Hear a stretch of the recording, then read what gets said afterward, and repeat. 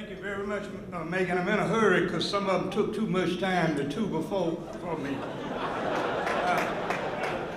Look, I'm going to be informal for about 45 seconds, David, Attorney Wyatt, to illustrate to all of you how a coach's greeting or salutation can change based on his previous season record.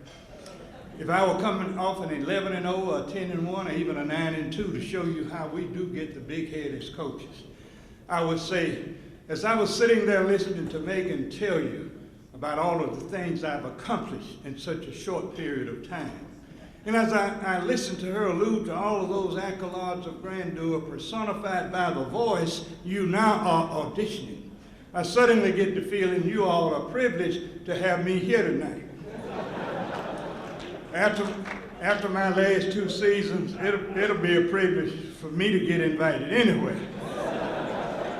We have two professional coaches, two good friends, Art Shell and Dan Reeves.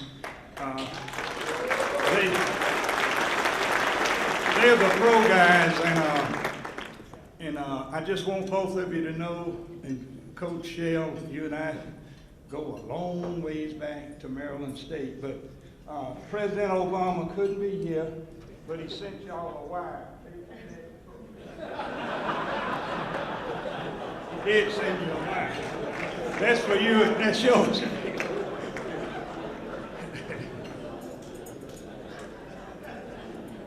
Okay, now let me do what I'm supposed to do. To David Wyatt, who's labored so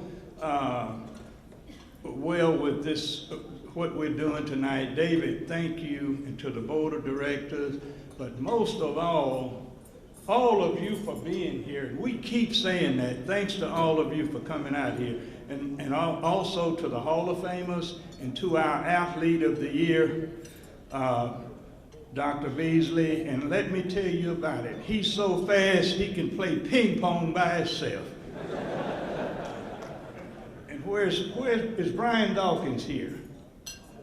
He didn't make it. He's a real strong fella. He can shoot horseshoes with the horse still on the shoe.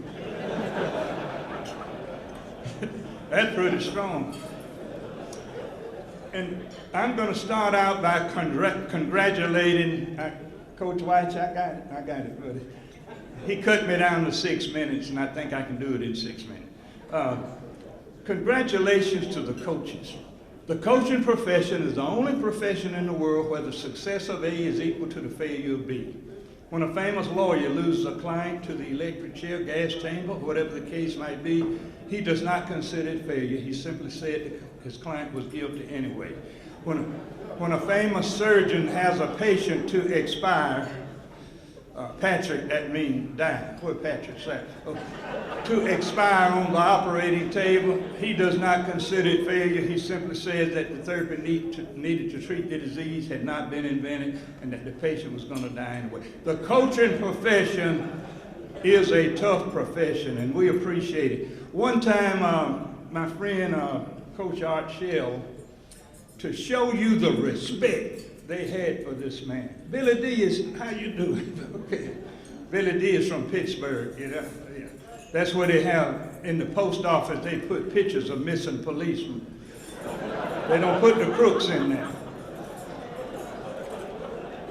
But anyway, Coach Art Shell, he demanded so much respect when he coached the Oakland Raiders. And before he retired, to show the respect those officials had for him, one of the officials, you know, the head guy is the referee, the other one's umpire, whatever. One of them made a bad call, and Art got that referee over and told him where he could stick that football. And the man said, well, could I let the air out of it first? So you had a lot of respect, Coach. Darryl Shealy is from Union. He was national president of the FCA.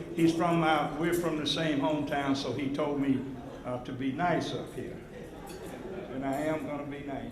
Now let me say something about our player of the year, an outstanding football player. But he doesn't eat as much as a certain friend of mine over there. But I'm not going to tell them what you ate. Nick ate, Beasley, Nick ate all the food off the table, because when he goes to a restaurant, he doesn't get a menu, he gets an estimate. He ate the food like he vacuum cleaned the food. Okay, one quick thing. When I MC something and something happens, I have to tell it to you. Megan, you do, I don't know if you do the news, but I got to tell them, because I had a bank robbery over there in Korea, and the bank robber, while he was putting the money in the bag, the fellas in the back there could have been running. They're goosenecking like people do, riding up the highway looking and slowing down traffic. So he asked the first guy, "Did you see me rob this bank?" He had no more sense than to say, "Yeah." Boom! So he killed him. The next guy could have been gone. He said, "You see me rob this bank?" He said, "Yeah." Boom! Killed him. Last guy in there said, "You see me rob this bank?" He said, "No, but my wife did." He shouldn't be like that.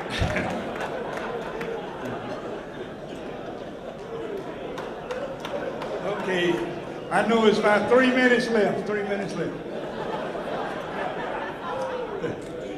First of all, David Wyatt wanted a great orator, one trained in speaking, would deliver an eloquent address, but he couldn't make it, so he came back and said, "Let's get a great intellect, one with high academic aptitude, speaking those $20 words," but he couldn't make it either, so he said, "Well, let me get a famous guy." And we got a letter from Michael Jordan about 2 months ago. He couldn't make it either. So rather than give up, he said, "Let's just get a good-looking speaker."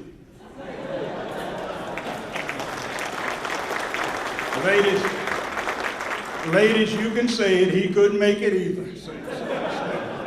So my job is to speak, your job is to listen, and if you all get through listening before I get through speaking, you're not allowed to take a nap. I'm almost finished, Coach. Okay, these inductees tonight, what do they all have in common, including our athlete of the year in college football? The coaches, the athletes, what do they have in common? And I'll illustrate it this way, down to 2.5 minutes, Coach Weiss. This is the way I'll illustrate what they have in common. One ship sail east and one ship sail west by the self-same winds that blow. So it is not by the gales, but the setting of your sails that determine which way you will go. Now you're scratching your head, how can a ship be blown that way, another one 180 degrees diametrically opposed, being blown that way by the same wind? Wouldn't it appear they would go in the same direction? But I repeat, you all know a gale is a burst of wind. It is not by the gales, but the setting of your sails that determine which way you will go. And here is how they set their sails. All of us in our lives, we can set our sails toward turbulent waters, or we can set our sails toward the calm waters of doing the things that we're supposed to do. And here's what they did, how they set their sails. Number one, they set their sails on being the best person they could be. Number two, they set their sails on showing appreciation to their parents. Number one, Darrell, I would go back to two to say they had faith. It was a spiritual part, but that really comes first, because you can't do the other two without that first one that Darrell Sheila was talking about up here. And number three, they set their sails on a course where they didn't try to be the best athlete on their team or the best coach. They tried to do the best they could do. The coaches in making their team a great team, the athletes in making their team a winner. They tried to be number one, never go for number two. Always strive for number one, for the team, not for you. A guy was walking down Broad Street yesterday in Greenville, and sad as he could be, and his friend ran up to him and said, "Well, don't be so sad, your son finished second." He said, "Yeah, it was in a gunfight." Yeah, you finished second in a gunfight, you see what I mean? Now, they set their sails, and the most important one, and I got a minute and a half left. You know, my watch doesn't work right. They set their sails, and most importantly, on picking their friends carefully. And I see so many. I'm so happy the kids came out tonight, And there is a school day tomorrow. I know y'all got your homework, and you can make it through. You can make it on Friday, in case we're a little bit late. They set their sails on picking their friends carefully. In 42 years of coaching, when the receivers started missing balls, the running back started fumbling, and the linebacker started missing tackles, we knew it was something going on other than what was going on the field and in the classroom. You check, most of the time they fell into bad company. And this is so important to our young people. Birds of a feather flock together. Good birds, good destination. Bad birds, bad destination. And in 42 years of coaching, I always had this poem in the locker room to admonish, even when I did high school ball in Lancaster and Gaffney and college ball. I always had this poem on the locker room door to admonish them about the company they keep, and it goes as follows. It was sometime in November in a town I can't remember. I was carrying home a pint of whiskey and drinking it with foolish pride, when my feet began to stutter and I fell down into a gutter, and a pig came up and lay down by my side. And as I lay there in the gutter, thinking thoughts I dared not utter, a lady passing by was heard to say, "You can tell a man who boozes by the company he chooses." And the pig got up and slowly walked away. Some of you didn't catch that, some of you didn't.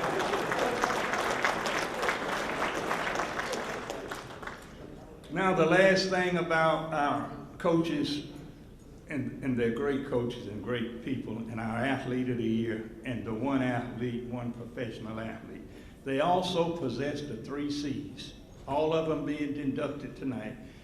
Competence plus commitment equals championship. Not championship for yourself, but competence plus commitment equals the championship for your team. You don't strive. They're not here tonight because they were trying to win a trophy for themselves. They're here tonight because they were members of a great team, and they were good team members. So competence plus commitment equals championship. Competence, you're able to do something, you have the knowledge to do it. Competence is not worth a hill of beans if you're not committed.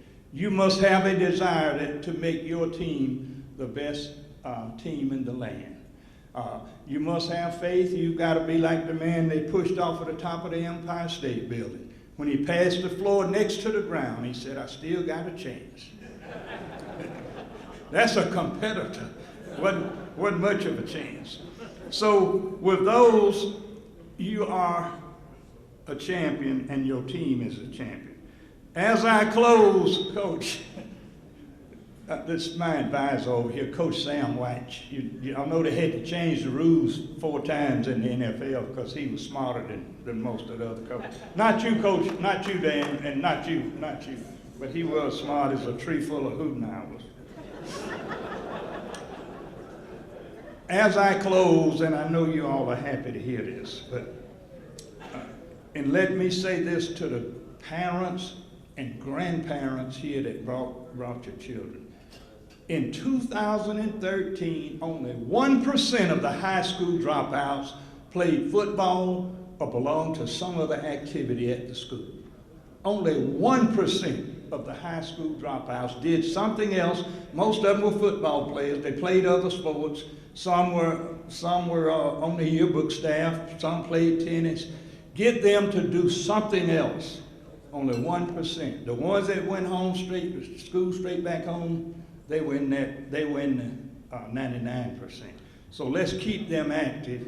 And as I close, and I've said it 3 times, here's what we think about these inductees. And all of you, we're proud of you, especially our college player of the year. And look what he did. He came back to school. He didn't jump for the big money. He came back to his university to show loyalty to his school.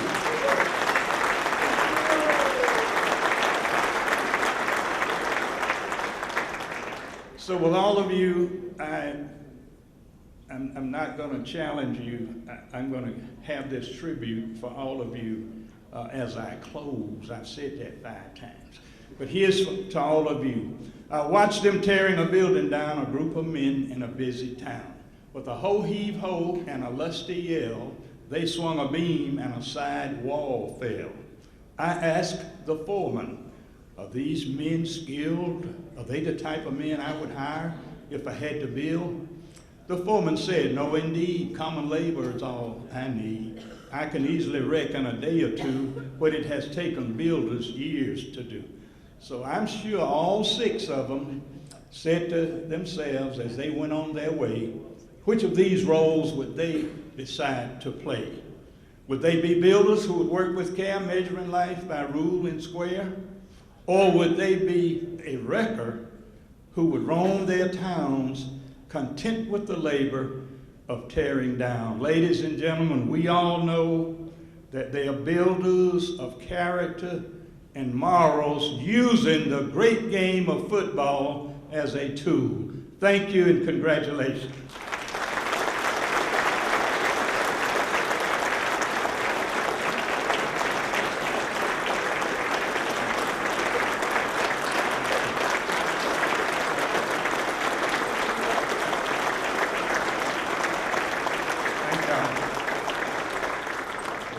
Thought y'all were fixing to leave. I got a little nervous. But thank y'all. And next I'm bringing him back up. They told me, and he still should have gone in the first round, but he went in the 4th round. I think what happened to my good friend, that they sent him out. He was playing so well, they sent him out to be captain one night. And what got him from the 1st round to the 4th round, the ref told him, got him out there, visiting captain Nick Eason, call it in there. He said 50 cents. You're supposed to say heads or tails. Here he is.